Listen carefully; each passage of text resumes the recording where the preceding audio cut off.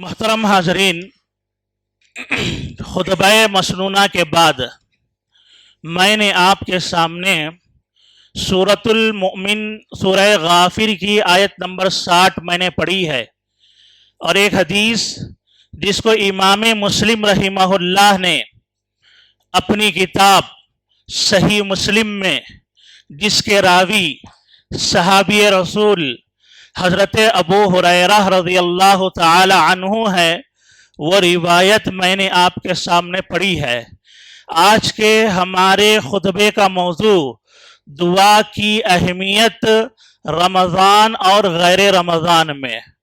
محترم حاضرین، اللہ رب العالمین نے دعا کو ہماری زندگی کے ہر مرحلے سے اللہ رب العالمین نے جوڑ دیا ہے۔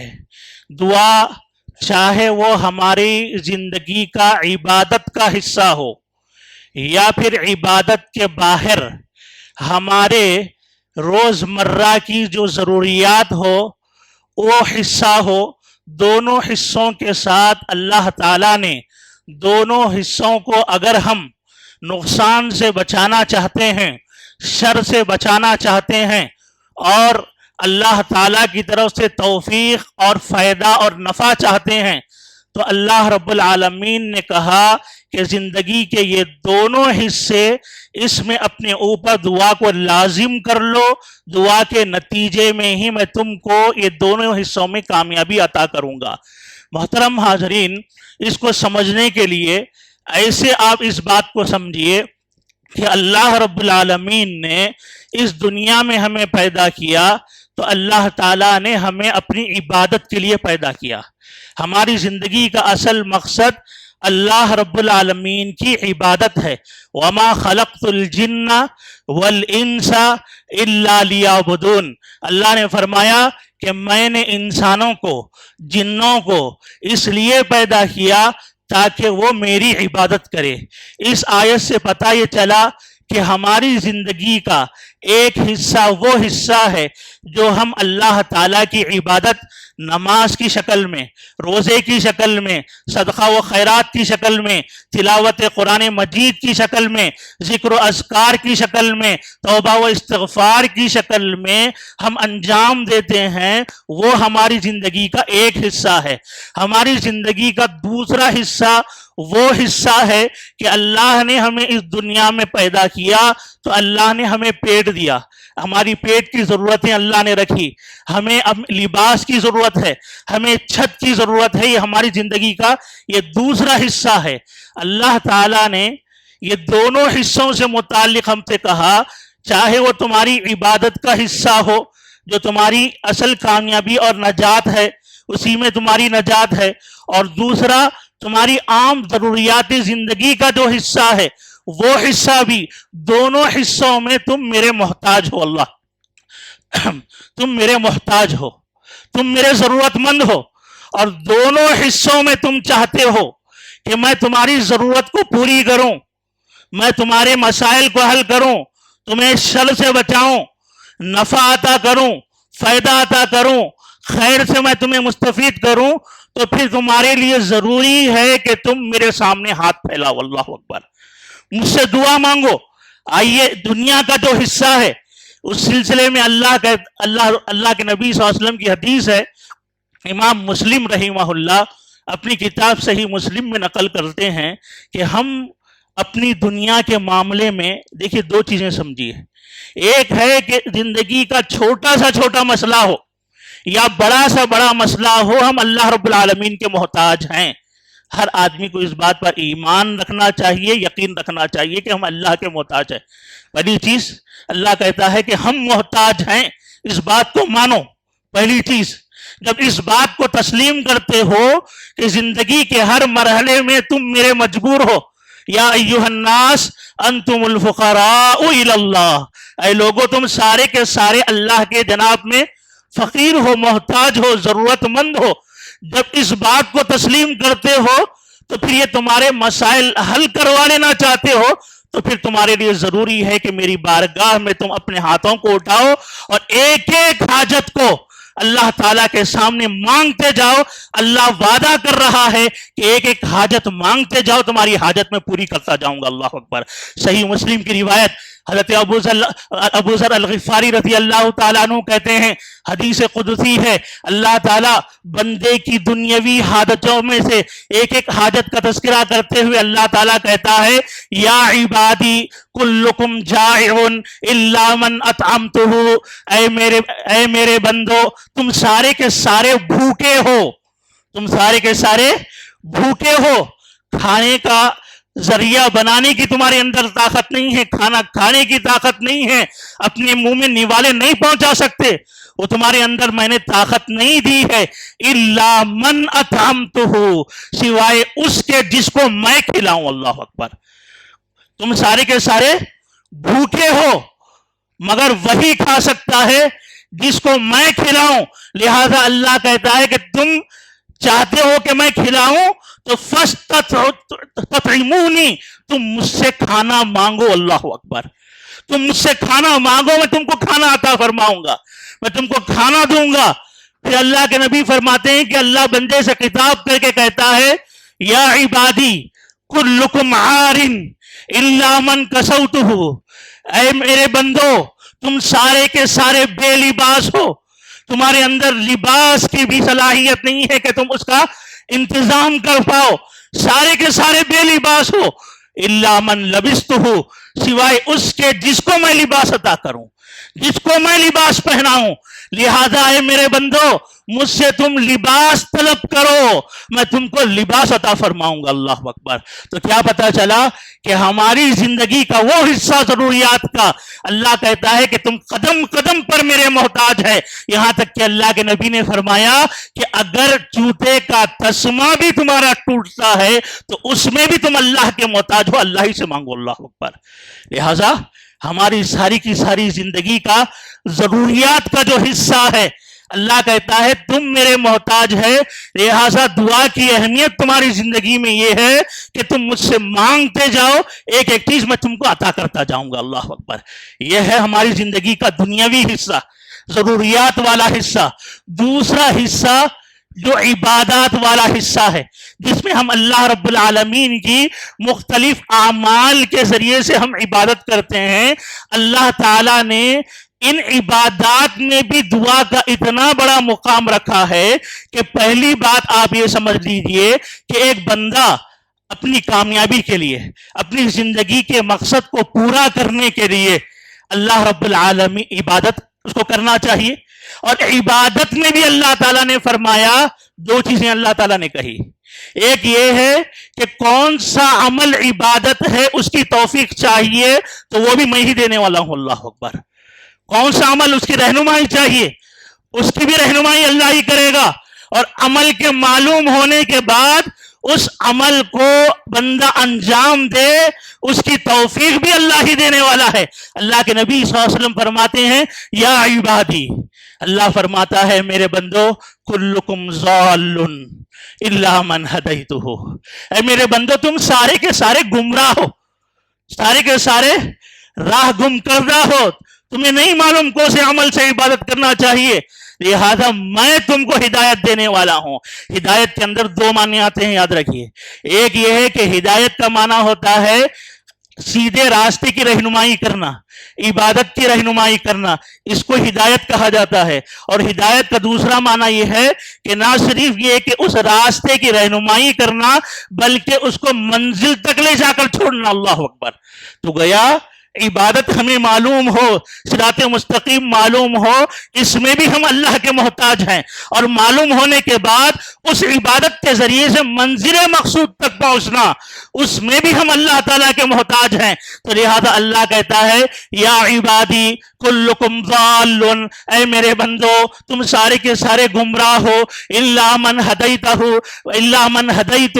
سوائے اس کے جس کو میں ہدایت عطا فرماؤں. لہذا اے میرے بندو فاستہدونی, تم مجھ سے ہدایت طلب کرو, ہدایت مانگو, دعا کرو. اگر عبادت کا حصہ, اللہ کو راضی کرنے کا حصہ اگر مکمل کرنا چاہتے ہو تو تم کو مانگنا پڑے گا, دعا کرنا پڑے گا.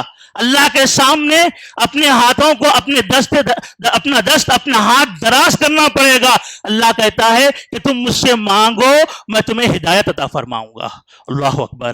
اس سے کیا معلوم ہوا کہ دعا اتنی عظیم عبادت ہے کہ عبادت والا حصہ ہم اس وقت تک نہیں مکمل کر سکتے جب تک کہ ہم اس عبادت کے لیے اللہ تعالیٰ سے توفیق نہ مانگ لے. بلکہ عبادت کا اتنا بڑا مقام ہے کہ نہ صرف عبادتوں کو انجام دینے کے لیے بندے کو دعا کی ضرورت ہے بلکہ شریعت نے کہا کہ اصل عبادت دعا ہی ہے. دعا هو العبادت. اللہ اکبر. اصل عبادت کیا ہے بندے کا؟ اللہ کے نبی ترمذی کی صحیح روایت ہے، نعمان ابن بشیر کہتے ہیں کہ واقعی یہ مانگنا صرف مانگنا نہیں ہے بلکہ یہ اللہ تعالیٰ جو ہماری زندگی کا مقصد بتایا ہے عبادت وہ دعا ہے.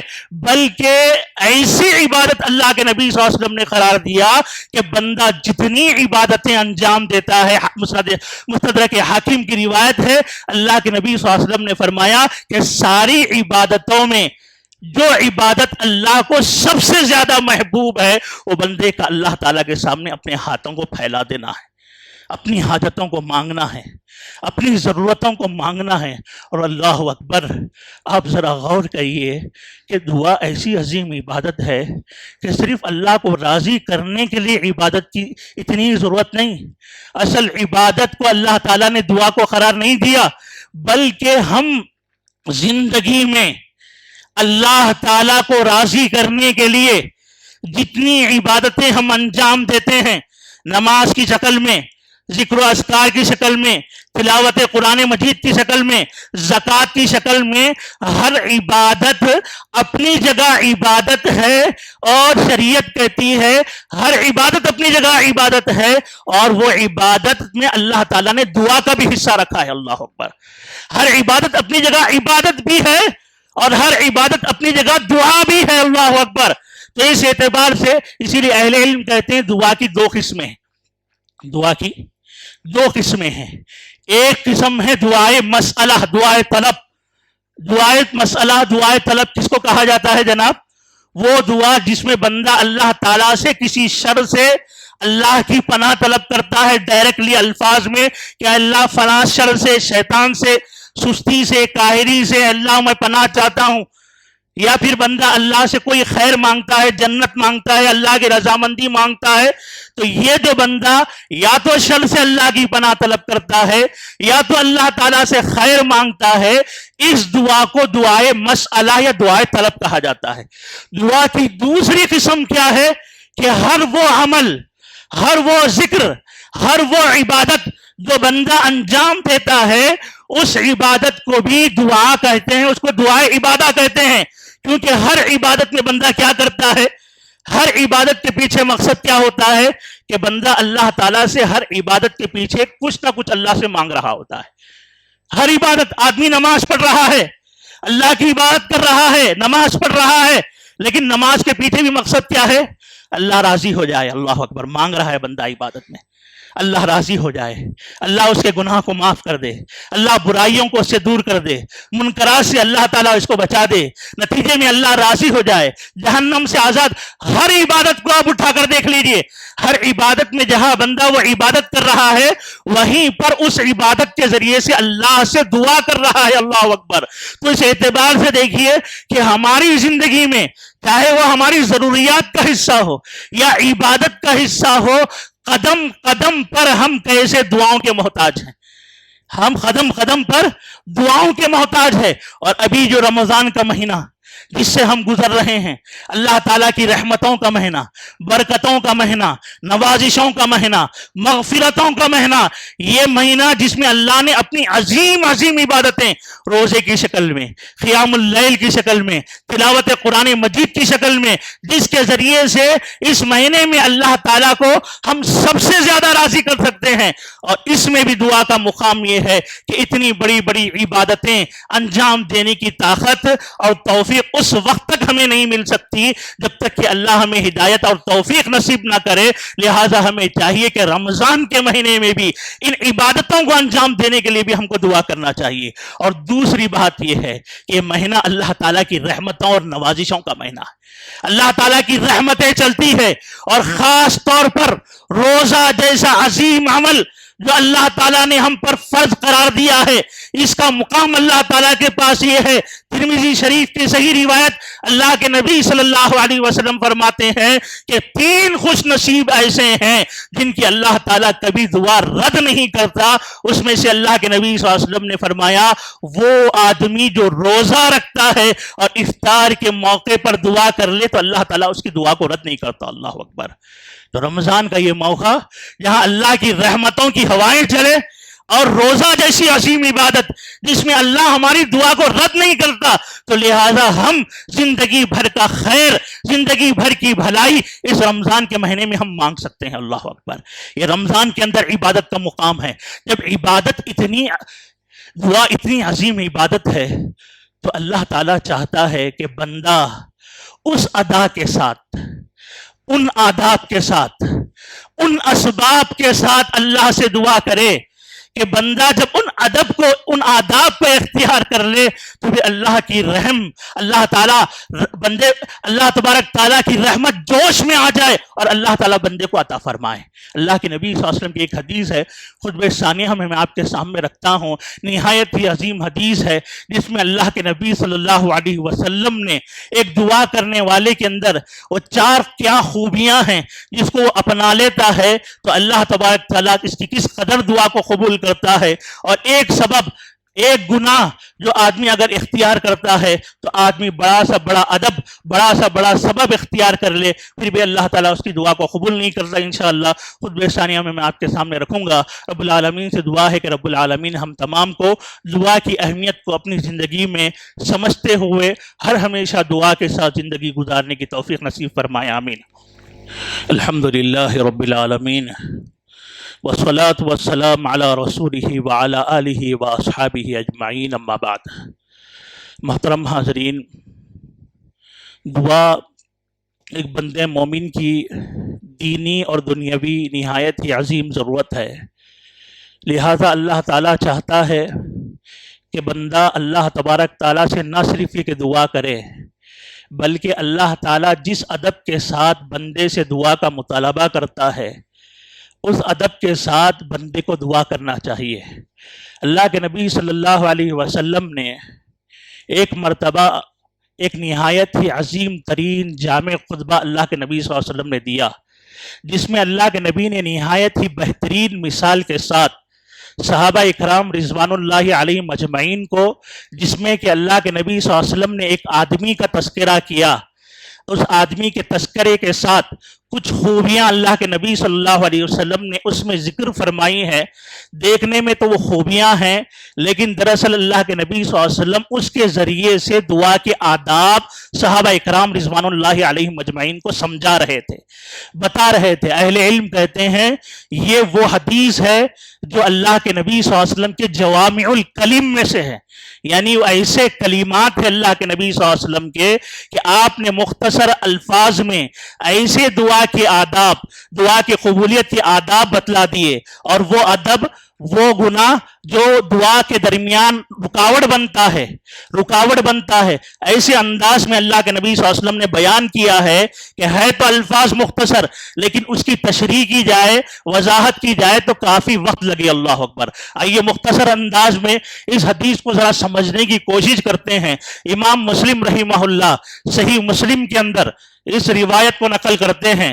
صحابی رسول حضرت ابو ہریرہ رضی اللہ تعالیٰ عنہ کہتے ہیں کہ اللہ کے نبی صلی اللہ علیہ وسلم نے ایک مرتبہ صحابہ کو خطاب کر کے کہا, ایھا الناس, اے لوگو, ان اللہ طیب لا یقبل الا طیبا. اللہ اکبر. بے شک اللہ پاک ہے, بے شک اللہ پاک ہے, لا یقبل الا طیبا, اور اللہ تعالیٰ پاکیزہ عمل کو ہی قبول کرتا ہے. اللہ تعالیٰ पाकीज़ा अमल को ही कबूल करता है। फिर अल्लाह के नबी ने फरमाया इन्नल्लाह अमरल मुस्लिमीना बिमा अमरा बिहिल मुरसलीना, बेशक अल्लाह ताला मुसलमानों को उसी बात का हुक्म देता है जिस बात का अल्लाह ताला ने अपने रसूलों को हुक्म दिया है। फिर अल्लाह के नबी ने फरमाया अल्लाह ने रसूलों को क्या हुक्म दिया? अल्लाह के नबी सल्लल्लाहु अलैहि वसल्लम ने कुरान मजीद की आयत पढ़ी या अय्युहर रसूलु कुलू मिनत तय्यिबाति वअमलू सालिहा, ऐ रसूलो जो हमने पाकीज़ा रोजी तुम्हें अता की है उसमें से खाओ और नेक अमल करो, इबादत करो, दुआ करो, कबूल होगी।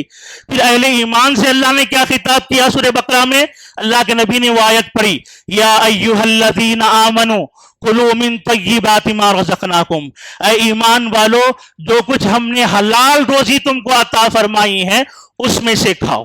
ये अल्लाह के नबी सल्लल्लाहु अलैहि वसल्लम ने ये तस्करा कर दिया, ये अल्लाह के नबी सल्लल्लाहु अलैहि वसल्लम ने हुक्म का तस्करा फरमाया।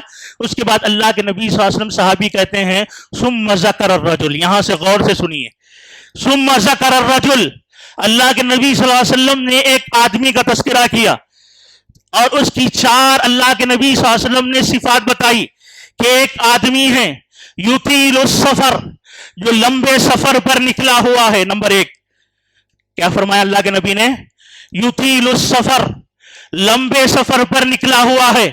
अशअसा व अकबर, उसके बाल परागंदा है, कपड़े मैले कुचेले हैं सफर की वजह से, यानी निहायत ही आजिजी की कैफियत में है, निहायत ही आजिजी की कैफियत में है, कोई गुरूर नहीं, कोई तकब्बुर नहीं, अजनबी है, मुसाफिर है, बाल परागंदा है, कपड़े मैले कुचेले हैं। कितनी चीजें हो गई?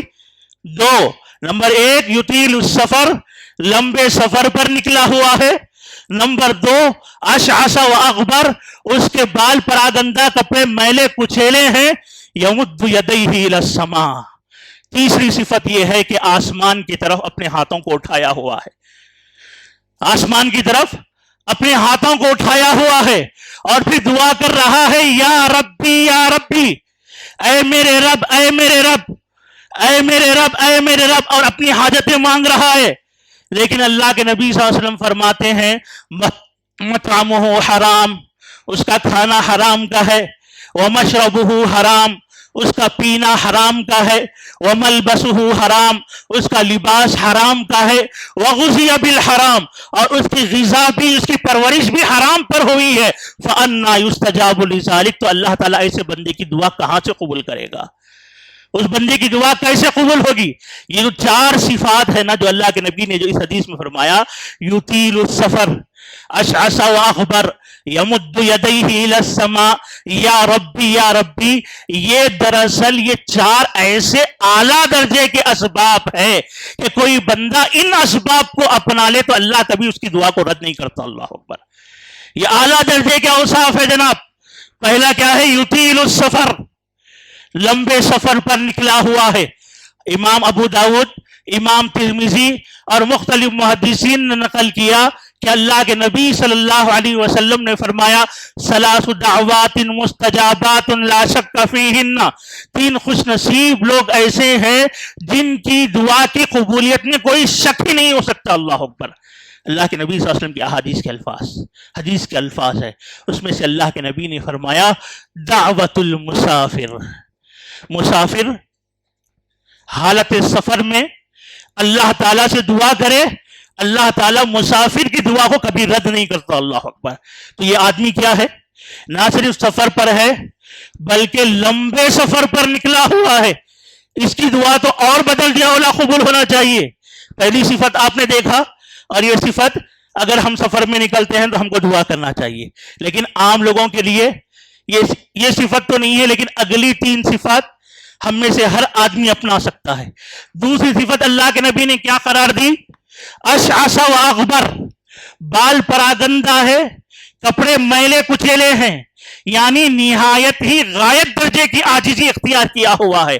और ये बात याद रखिए कि एक बंदा दुआ करते हुए अपने आप को अल्लाह के सामने गायब दर्जे का आजिज बनाकर पेश करता है तो अल्लाह ताला को बंदे की आजिजी इतनी पसंद आती है कि उस आजिजी के बाद अल्लाह बंदे की दुआ को कभी रद्द ही नहीं करता। अल्लाह अकबर। اللہ کے نبی صلی اللہ علیہ وسلم کی صحیح مسلم کی روایت ہے، حضرت ابو ہریرہ رضی اللہ تعالیٰ عنہ فرماتے ہیں رب اشعث واغبر، اللہ تعالیٰ کے بہت سارے مسکین غریب اللہ کے بندے ایسے ہیں، غریب ہے، سیدھے سادے ہے، بہت زیادہ مہنگے کپڑے وہ نہیں پہن سکتے ہیں، لیکن ان کے دلوں میں اللہ کا اتنا تقویٰ ہے، وہ عاجزی میں ایسا تقویٰ انہوں نے اختیار کیا ہے، دیکھنے میں تو ایسے غریب بیچارے کہ مدفوع بالابواب، اللہ کے نبی نے فرمایا مالدار ان کو اپنے دروازوں سے باہر کر دیتے ہیں، اللہ اکبر، لیکن اس بندے عاجز کا اللہ کے پاس اتنا اعلیٰ مقام ہے تو غریب ہے تو مسکین، لیکن اس غریبی اور عاجزی میں اتنا تقوی اختیار کیا ہے، اس کی عاجزی اللہ کو اتنی پسند آتی ہے کہ اللہ کے نبی فرماتے ہیں کہ یہ اپنی عاجزی میں اللہ تعالیٰ سے کسی بات کی دعا کرتے ہوئے اگر کسی بات کی قسم کھا لیتا ہے، اللہ اس کی قسم کی لاج رکھتے ہوئے اس کی دعا کو اللہ قبول کر لیتا ہے، اللہ اکبر، اللہ اس کی دعا کو رد نہیں کرتا ہے۔ امام ترمذی رحمہ اللہ اپنی کتاب میں نقل کرتے ہیں، اللہ اکبر، ذرا اندازہ لگائیے کہ غزوہ احد کے موقع پر اللہ کے نبی صلی اللہ علیہ وسلم صحابہ کرام سے خطاب کر کے یہی فضیلت اللہ کے نبی سنا رہے تھے، کم اشعث و اغبر، کم اشعث و اغبر لو اقسم علی اللہ لابرہ، اللہ کے کتنے ایسے سیدھے سادے لیکن انتہائی متقی پرہیزگار بندے، عاجز بندے ایسے ہیں کہ اگر کسی بات کی قسم کھاتے، دعا کرتے ہوئے قسم کھا لے، وہ اللہ تعالیٰ ان کی قسموں کی لاج رکھتے ہوئے اللہ تعالیٰ ان کی قسموں کو پوری کر دیتا ہے، اللہ تعالیٰ دعائیں قبول کر لیتا ہے۔ تو مجلس میں صحابہ اکرام میں سے ایک صحابی تھے جن کا نام ہے برا ابن مالک رضی اللہ تعالیٰ عنہ۔ کون؟ حضرت برا ابن مالک رضی اللہ عنہ، جو حضرت انس ابن مالک کے بھائی تھے۔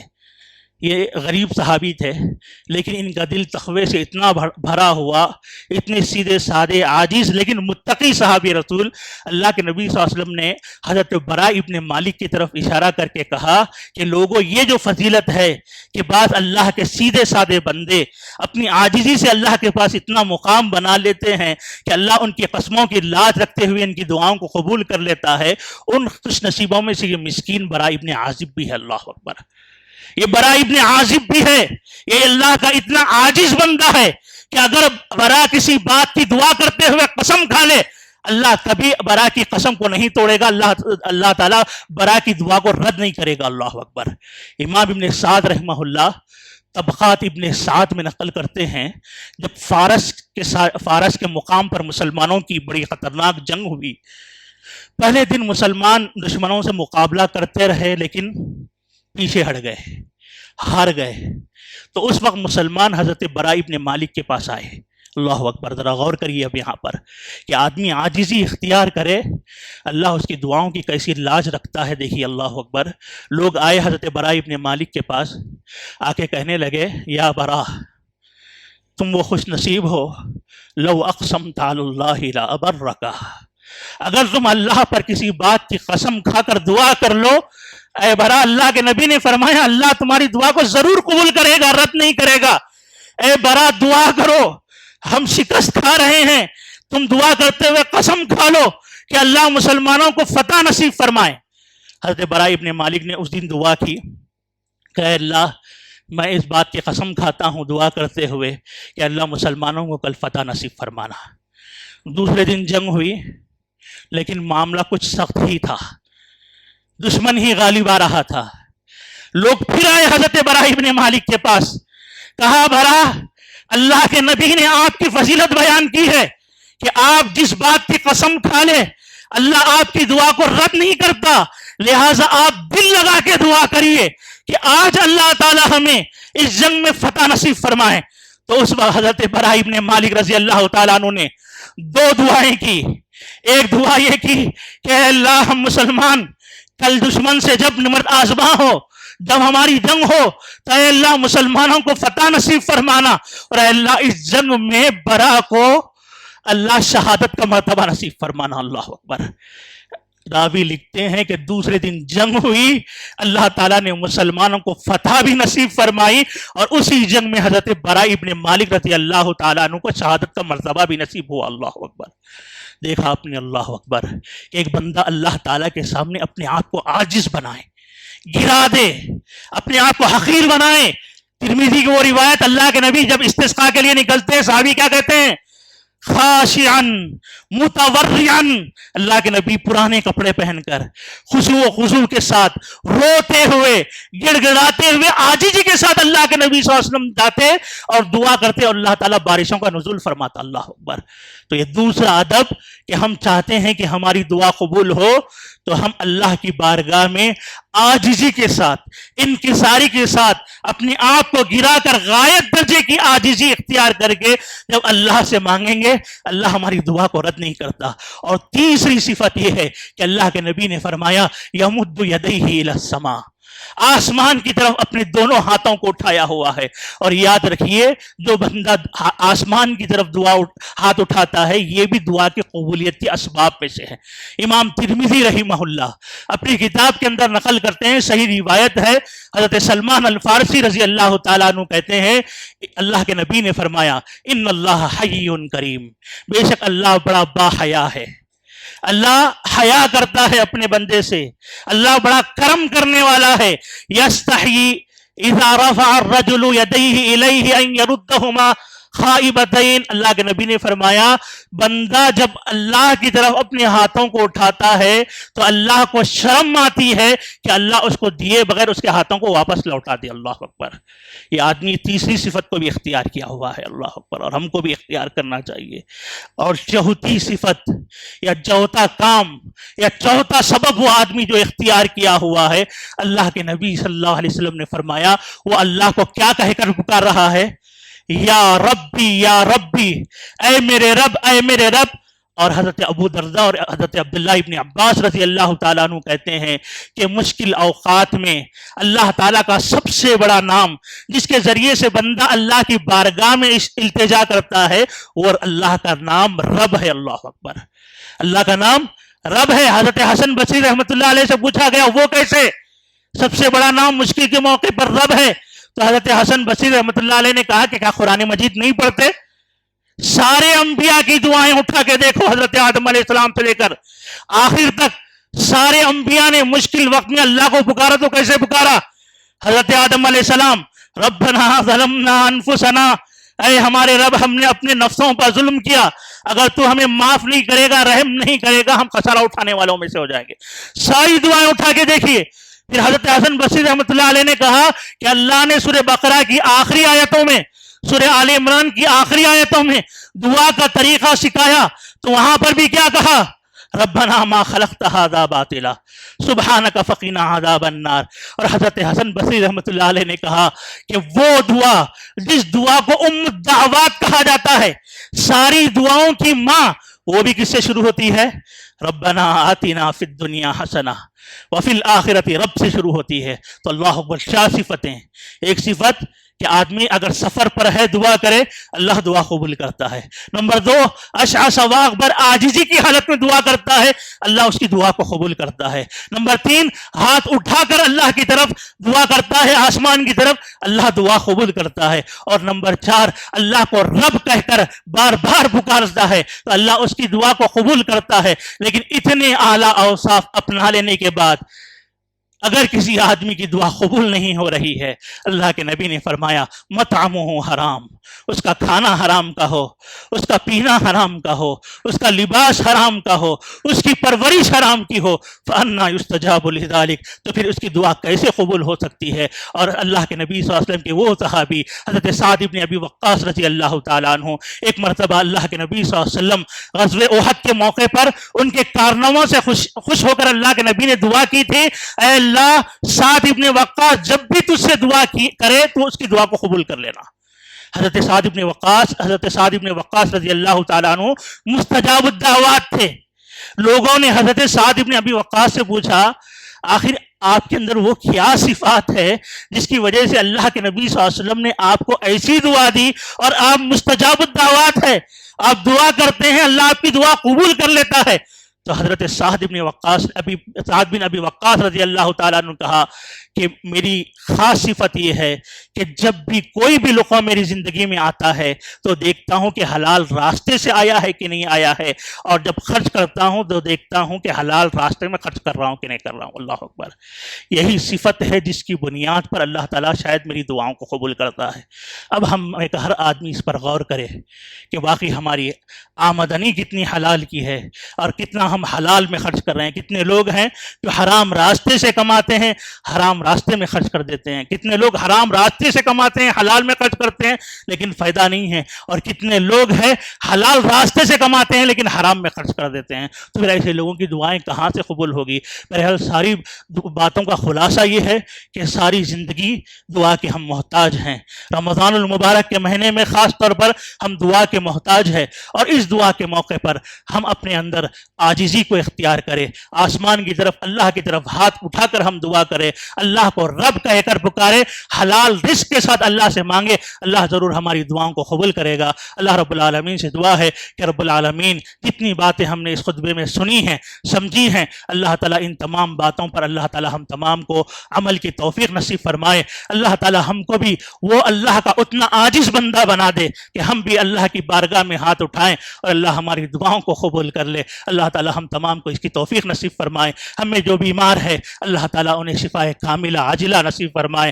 ہم میں جو قرض دار ہیں اللہ غیب سے ان کے قرضوں کا انتظام فرمائے۔ ہم میں وہ لوگ، ہمارے وہ بزرگ، ہمارے وہ نوجوان جو پچھلے سال رمضان کے مہینے میں موجود تھے لیکن اس دنیا سے جا چکے ہیں، اللہ ان کی مغفرت فرمائے، اللہ ان کی قبروں کو نور سے بھر دے، اللہ تعالیٰ ان کے مراحل کو آسان فرمائے، اور اللہ تعالیٰ ہم تمام کو عمل کی توفیق نصیب فرمائے۔